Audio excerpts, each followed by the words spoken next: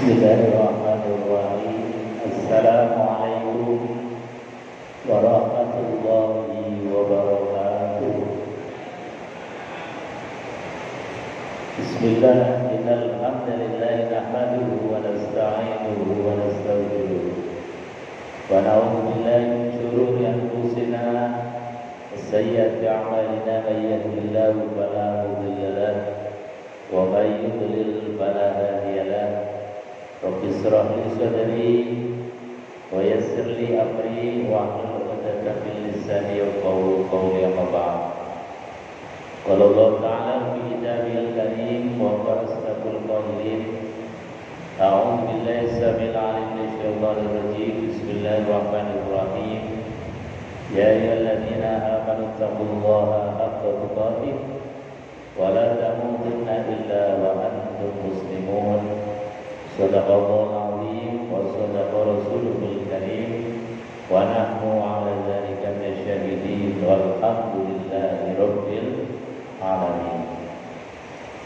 Bapak Ibu hadirin jemaah salat maghrib kajian ba'da maghrib Masjid Mujahidin yang dimuliakan Allah Subhanahu wa taala. Alhamdulillah, sore malam hari ini kita diberikan anugerah hujan deras. Sebagaimana Nabi ajarkan, ketika hujan maka berdoalah Allahumma shayyiban nafi'an. Apa Pak? Ibu-ibu apa doanya? Sarang-sarang di ngalap berkah sunnahipun baginda Rasulullah sallallahu alaihi wasallam. Allahumma shayyiban nafi'an. Allahumma shayyiban nafi'an. Allahumma shayyiban nafi'an. Itu artinya Allahumma, doa Allah shayyiban nafi'an, mudah-mudahan Engkau berikan hujan ini hujan yang bermanfaat, hujan yang berkah, bukan hujan yang menjadikan kemudian bencana atau sesuatu yang tidak mengenakan bagi kita. Insya Allah ini adalah hujan rahmatnya Allah. Amin Allahumma amin. Juga ketika terjadi hujan, ini kata Rasulullah SAW adalah sa'atun mustajabah, waktu yang mustajab ketika kita berdoa. Jadi saat-saat semacam ini perbanyaklah doa. Proposal kita ajukan kepada Allah. Ya Allah, mudah-mudahan diberikan oleh Allah umur yang barokah, diberikan oleh Allah rizki yang barokah, diberikan oleh Allah keluarga yang sakinah mawaddah warahmah, diberikan oleh Allah keturunan yang soleh dan soleh. Ya Allah, mudah-mudahan kita ini diwafatkan dalam keadaan husnul khotimah. Ini sunnah-sunnah ketika hujan turun. Ini saya jelaskan karena mumpung momennya lagi hujan, sebelum melanjutkan kajian surah Al-Baqarah. Juga ketika terjadi hujan seperti ini di waktu antara maghrib dan isya, itu dalam hadis Rasulullah SAW, Nabi itu senantiasa sering mengqashar sholat. Jadi menjamak sholat, jamak isya ditarik dilakukan di waktu sholat maghrib. Ini dalam hadis disebutkan Rasulullah SAW ketika terjadi hujan semacam ini, sholat isyanya dijamak sekalian. Tetapi dalam kajian-kajian fikih bahwa hadis itu harus dimaknai ada asbabul wurudil hadisnya. Jadi hadis itu turun atau hadis itu ada sebab yang melatar belakanginya, dan juga ada sesuatu ilatul hukminya, sebab sesuatu yang menyebabkan kemudian Nabi menarik sholat isyanya dilakukan di waktu sholat maghrib. Namanya menjamak. Jadi maghrib, sholat isya dilakukan di waktu maghrib. Karena apa? Karena ada turunnya hujan. Nah, dalam memaknai hadis ini, para ulama kemudian tidak serta-merta menjadikan ini menjadi sunnah. Karena apa? Karena dipahami hadis ini turun ketika dalam keadaan kondisi saat itu memang tidak memungkinkan. Sahabat Rasulullah itu rumahnya jauh-jauh. Kemudian dulu masjidnya Rasulullah itu nggak seperti sekarang. Ada atapnya rapi, nggak bocoran. Masjidnya Nabi itu nggak ada atapnya. Atapnya dulu dari pelepah-pelepah atau daun-daun kurma. Ya otomatis ketika hujan pasti kehujanan. Jadi dengan sebab illatul hukmi ini, kemudian para ulama, kalau kita dalam keadaan normal itu artinya ya kita kalau di masjid yang nggak kehujanan, kalau kita dari rumah juga ke masjid tidak jauh. Kalaupun misalnya jauh mau ke masjid punya payung, punya kendaraan yang ketika kita berjalan kemudian tidak hujan, maka menjadi gugur kesunahan tersebut. Sholat itu harus dikembalikan kepada dalil awal, rumusan awal. Apa itu? Kata Quran, innas sholata kanat 'alal mu'minina kitaban mawquta. Kata Quran, ini Quran. Jadi kedudukan hukum itu kan Quran dulu, baru ada penjelasannya hadis seperti tadi.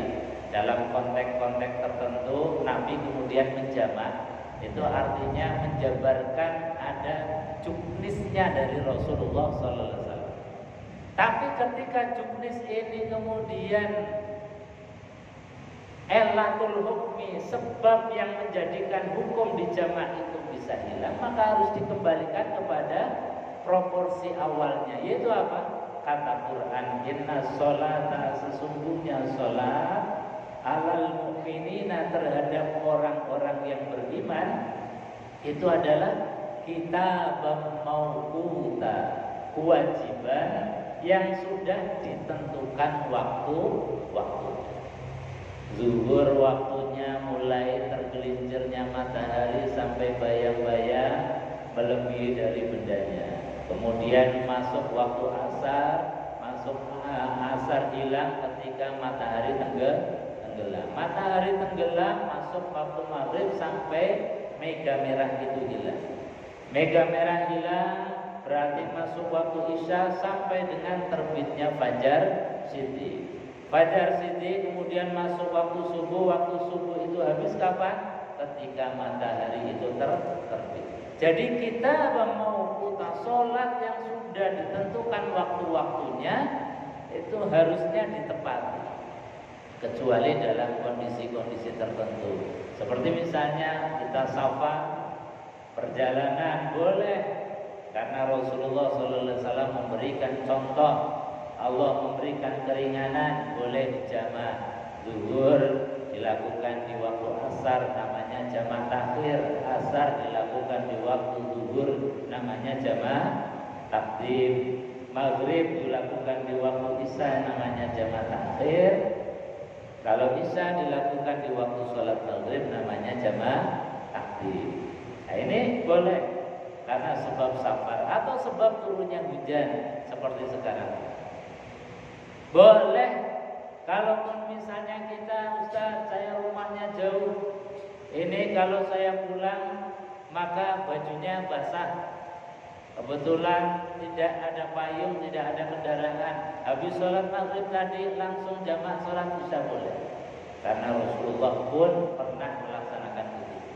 Tapi keumuman normalnya ketika ilatul hukminya itu hilang, kita di masjid bisa leyeh-leyeh sampai isya, nggak ada masalah, bajunya nggak basah, maka hukum itu harus dikembalikan kepada proporsi awal, sebagaimana Allah sampaikan, inna sholata kanat 'alal mu'minina kitaban mawquta.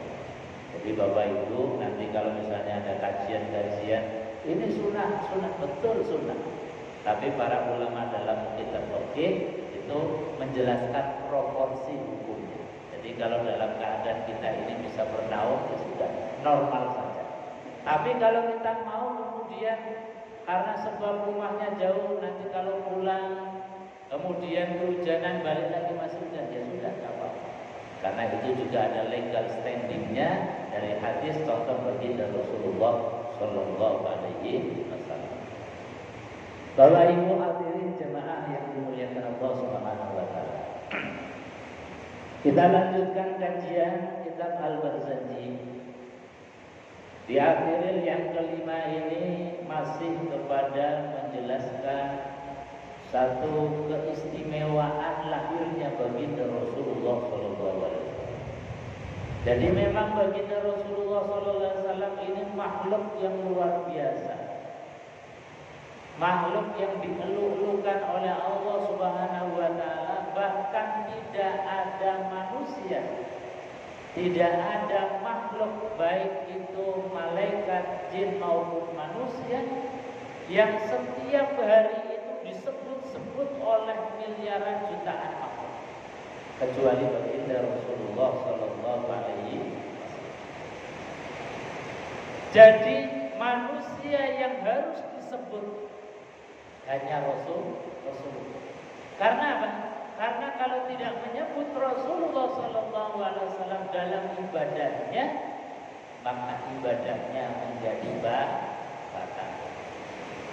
Kita baru wudu saja, habis wudu diajarkan oleh baginda Rasulullah doa setelah wudu yang di dalamnya juga menyebut asma Rasulullah. Asyhadu an la ilaha illallah wahdahu la syarika lahu wa asyhadu anna Muhammadan abduhu wa rasuluh. Wudu, habis wudu setelah menyebut Allah, menyebut asma baginda Rasul. Kemudian azan. Azan itu yang disebut, yang diagungkan adalah Allah dan asma baginda Rasulullah Sallallahu Alaihi Wasallam. Ada nggak kira-kira orang azan nggak menyebut nama Rasulullah? Tidak ada. Pasti setelah mengucapkan asyhadu an la ilaha illallah wa asyhadu anna Muhammadar Rasulullah, disebut asma Allah. Ketika kita sholat sama di tahiyat itu harus mengucapkan sholawat kepada baginda Rasulullah. Dan setiap hari kita menyebut asma Rasulullah Sallallahu Alaihi Wasallam itu berulang-ulang kali. Inilah istimewanya baginda Rasulullah Sallallahu Alaihi Wasallam. Ustaz, apakah itu enggak yang disebut syirik, mensejajarkan Nabi Muhammad dengan Allah Subhanahu Wa Taala? Itu bukan hal syirik, bukan mensejajarkan, bukan menyamakan Rasulullah Sallallahu Alaihi Wasallam dengan Allah, tidak. Wong Allah sendiri ketika mensifati Rasulullah itu dengan sifatnya Allah. Jadi Allah mensifati Rasulullah dengan sifatnya Allah. Kata Quran, wa innaka la'ala khuluqin 'azim. Wa innaka, dan sesungguhnya engkau Muhammad, la'ala khuluqin 'azim, engkau mempunyai akhlak azimun, yang agung. Azim, kalau kita baca Asmaul Husna, sifatnya Allah yang 99, itu ada sifat Allah azimun. Tapi Allah ketika mensifati Rasulullah dengan sifat, apa maknanya? Apakah Allah itu berbuat syirik, mensejajarkan makhluk dengan dirinya? Kata ahli tafsir, bukan dalam rangka syirik atau menyamakan atau mensejajarkan Nabi Muhammad dengan Allah, tetapi litakriman li Muhammadin sallallahu alaihi wasallam, karena memuliakan baginda Rasul. Inilah baginda Rasulullah sallallahu alaihi wasallam yang kemudian ditunggu-tunggu kelahirannya, ditunggu-tunggu kedatangannya, sampai mereka itu hafal dan detail betul tentang asma, tentang sifat baginda Rasulullah SAW. Di akhir yang kelima ini masih kepada keunikan, keistimewaan, spesialnya kelahiran baginda Rasulullah. Al-Barzanji mengatakan wa baraza sallallahu alaihi wasallam wadi'an yadaihi 'ala al-ardi rafi'an ra'sahu ila as-sama'il 'aliyah. Wa baraza sallallahu alaihi wasallam, Nabi lahir wadi'an yadaihi, itu dalam keadaan meletakkan telapak tangannya alal ardi, ke bumi. Jadi posisinya itu sudah posisi lahir, sudah sujud. Jadi meletakkan tangan di bumi. Kemudian rafi'ar ra'sahu ila sama'il 'aliyah, sambil mendongak kepalanya menghadap ke arah langit. Kira-kira ada nggak bayi yang lahir model kayak gitu? Ibu-ibu kalau melahirkan itu biasanya posisi anak bayi ini lahir dalam keadaan gimana? Tengkurap, nopo melumah? Biasanya apa? Melumah. Soalnya saya sendiri belum pernah melihat. Karena istri lahir itu pas masih di Semarang, jadi nggak sempat nunggu. Makanya belum pernah melihat bayi lahir itu posisinya seperti apa. Tapi baginda Rasulullah SAW lahir itu dalam keadaan, di sini sebutkan wadi'ay yadayhi, meletakkan tangan beliau alal ardi, di bumi, rafi'ar ra'sahu ila sama, sambil mendongakkan kepalanya menghadap ke arah langit. Mu'miyan bidzalika raf'i ila sudatihi wa ula. Kenapa begitu? Disebutkan oleh Al-Barzanji, mu'miyan bidzalik, sebagai isyarat posisi lahir dalam keadaan posisi seperti sujud sambil kemudian mendongakkan kepalanya, itu sebagai isyarat ar-raf'i ila sudatihi, bahwasanya Nabi Muhammad adalah orang yang senantiasa akan menjadi tokoh, menjadi panutan yang tinggi derajatnya di hadapan manusia. Itulah baginda Rasulullah Sallallahu Alaihi Wasallam.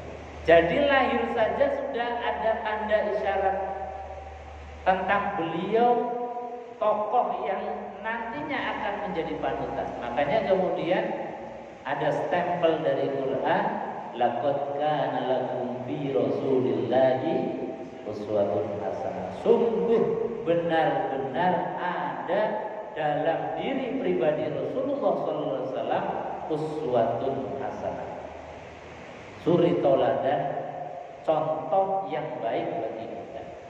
Artinya suri tauladan, artinya contoh itu apa? Ketika kita mencontoh apapun yang dilakukan oleh Rasulullah, baik itu cara berbicaranya, cara berucapnya, cara berpikirnya, tingkah lakunya, akhlak budi pekertinya, kok niru apa yang dilakukan oleh Rasulullah SAW. Baik yang merupakan hal-hal kebiasaan kemanusiaan basyariah kita, seperti makan, minum. Rasulullah mencontohkan mengambil dengan tangan kanan, minum dengan tangan kanan, makan dengan tangan kanan. Yang seperti itu niat ittiba' lir Rasul, niat untuk mencontoh, mengcopy paste apa yang dilakukan oleh Rasulullah SAW. Maka saat kita mencontoh Rasul, saat itu irfa'u derajat, derajat kita langsung naik di hadapan Allah Subhanahu wa taala.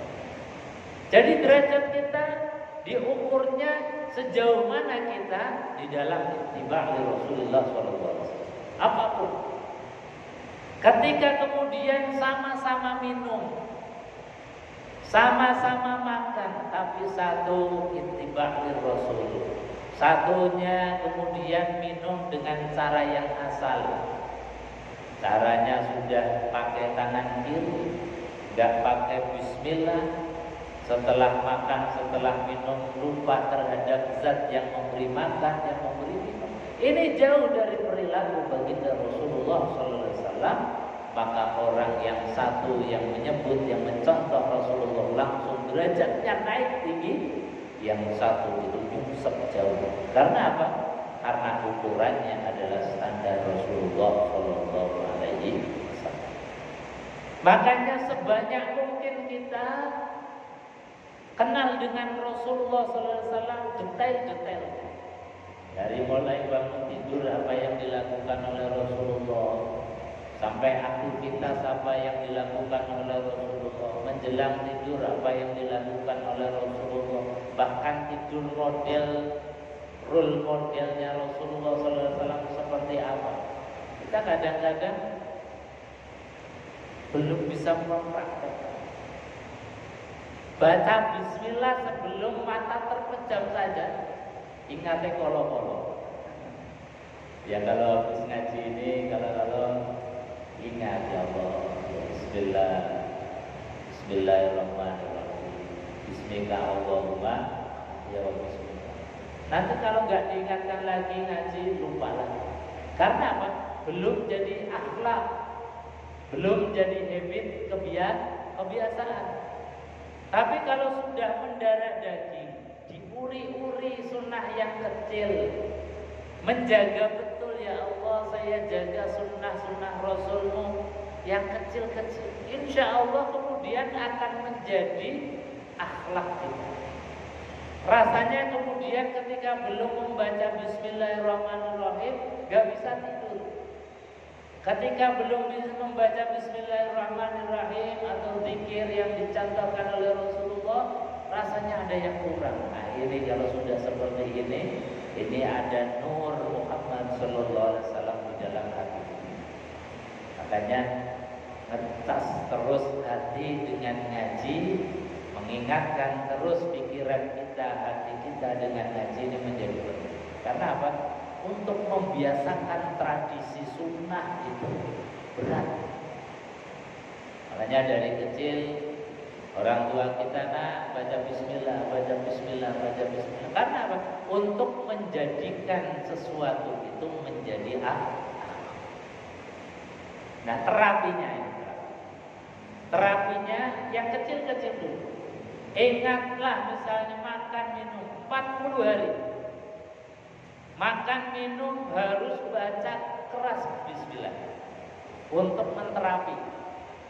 Insya Allah ini kata para ahli, kalau 40 hari itu sudah dilakukan dengan tanpa jeda, tanpa bolong, insya Allah itu sudah mulai menjadi perilaku, menjadi kebiasaan, syukur sudah menjadi akhlak.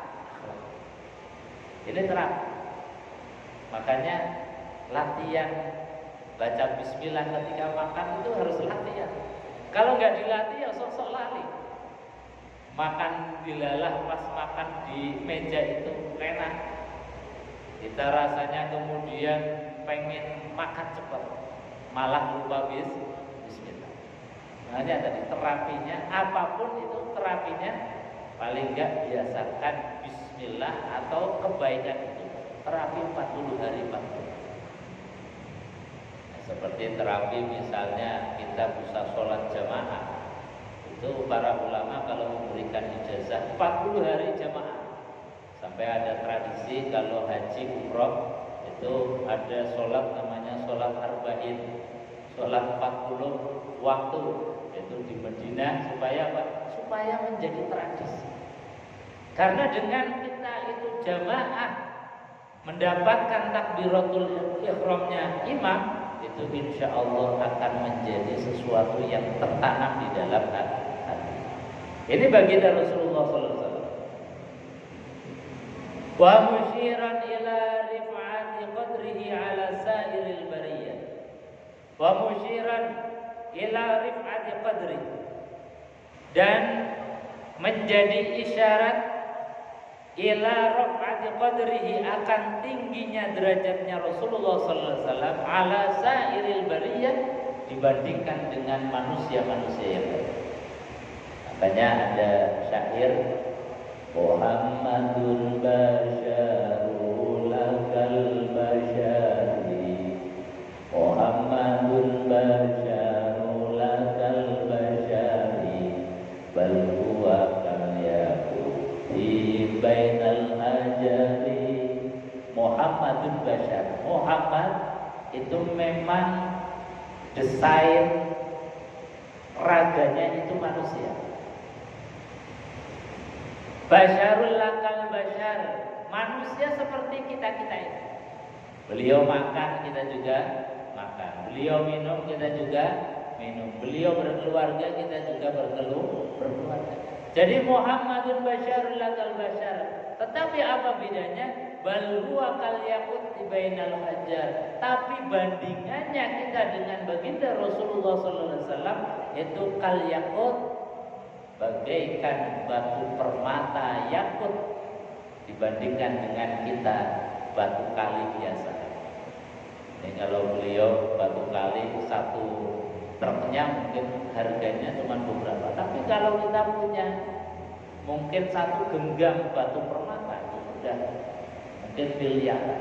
Itu diantara gambaran kita membandingkan diri kita dengan baginda Rasulullah SAW. Makanya apapun yang dicontoh dari Rasulullah, baik ucapan maupun perilaku, itu langsung irfa'ud darajat, langsung derajatnya di mata Allah langsung tinggi.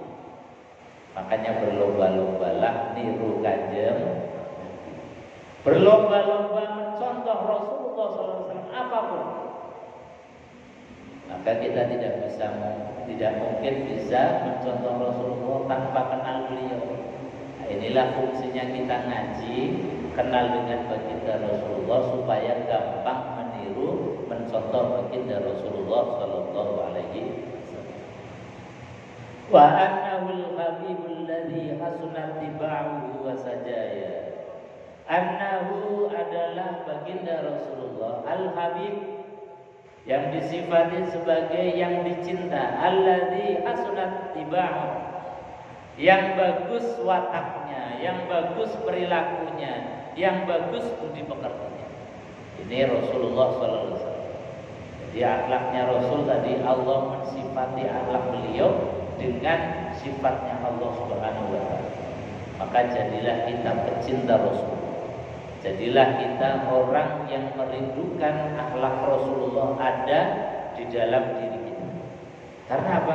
Semakin banyak cahaya akhlak Rasulullah dalam pikiran kita, dalam mata kita, dalam hati kita, dalam tangan kita, kaki kita, tubuh kita semuanya, maka akan menjadi mulia tubuh kita. Bukan karena kitanya, tetapi karena kita mencontoh kemuliaan Rasulullah sallallahu alaihi wasallam. Bapak Ibu hadirin jemaah yang dimuliakan Allah. Kemudian Al-Barzanji menggambarkan saat-saat di mana baginda Rasulullah sallallahu alaihi wasallam lahir. Wa da'at ummuhu Abdul Muttalib. Kemudian saat-saat Aminah itu melahirkan, itu memanggil Abdul Muttalib, yaitu ayahnya. Berarti ayah dari suaminya, ayah dari Abdullah, mertua beliau. Yang saat itu Abdul Muttalib wa huwa yatufu biha tikal baniyah. Saat itu Abdul Muttalib sedang berada di sekeliling Ka'bah, lagi ibadah, lagi tawaf. Wa aqbalu musri'an wa nazara ilaih. Kemudian Abdul Muttalib ini bergegas untuk mendatangi Aminah yang sedang melahirkan. Wa nazara ilaihi wa balagha minas sururi muna. Kemudian memandang ada bayi kecil, anak kecil yang baru dilahirkan dari rahim seorang perempuan mulia, wa balagha minas sururi muna, sampai kemudian kepada puncak kebahagiaan Abdul Muthalib. Dapat putu, dapat cucu yang baru lahir, yang wajahnya ganteng, yang wajahnya itu penuh dengan aura, yang memang sudah ditunggu-tunggu lama. Luar biasa bahagianya kakek dari baginda Rasulullah SAW. Saking bahagianya Muhammad bayi kecil ini, adkhalahul Ka'batal Gharra, kemudian langsung dibopong, dibawa oleh kakeknya itu. Adkhalahu, dimasukkanlah Nabi Muhammad kecil ini al-Ka'batal Gharra, ke dalam Ka'bah. Wa qama yad'u bi khulusin niyyah, kemudian didoakan di dalam Ka'bah Muhammad kecil ini oleh kakeknya. Saking senangnya baru lahir langsung dibawa ke Ka'bah. Karena apa? Tempat lahirnya baginda Rasulullah tidak jauh dari Ka'bah. Jadi kalau panjenengan haji umroh itu berarti di arah timurnya Ka'bah. Tempat sa'i keluar sedikit itu namanya, ada tempat yang sekarang dipakai untuk maktabah atau perpustakaan. Di situ ada tulisan maktabah. Itu adalah Maulidur Rasul, tempat di mana baginda Rasulullah SAW. Jadi biasanya banyak orang yang berkunjung di sana. Itu satu-satunya situs yang di area Ka'bah yang belum dihancurkan. Banyak situs yang sudah dihancurkan, seperti misalnya rumahnya Khadijah, istri beliau sudah tidak ada. Kalau dulu itu jadikan toilet, sekarang sudah jadi masjid. Tinggal satu-satunya bangunan yang di situ yang masih ada adalah Maulidur Rasul Sallallahu Alaihi Wasallam, tempat kelahirannya Rasulullah. Jadi dibawa oleh kakeknya, dimasukkan ke Ka'bah, kemudian didoakan oleh kakeknya.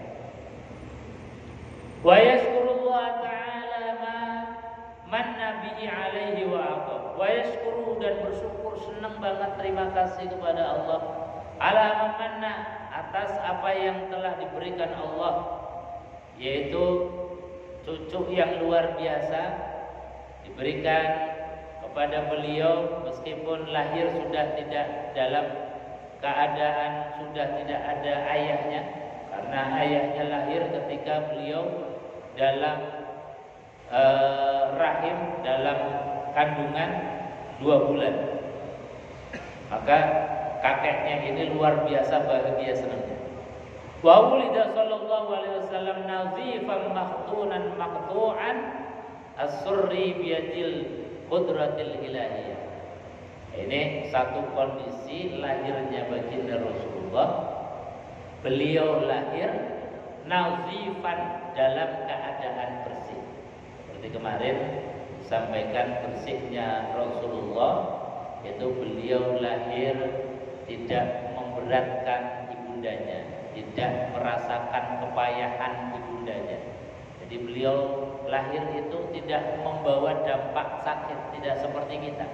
Kita lahir itu pasti ibu kita luar biasa sakit, bahkan taruhannya antara hidup dan mati. Tapi tidak dengan baginda Rasulullah.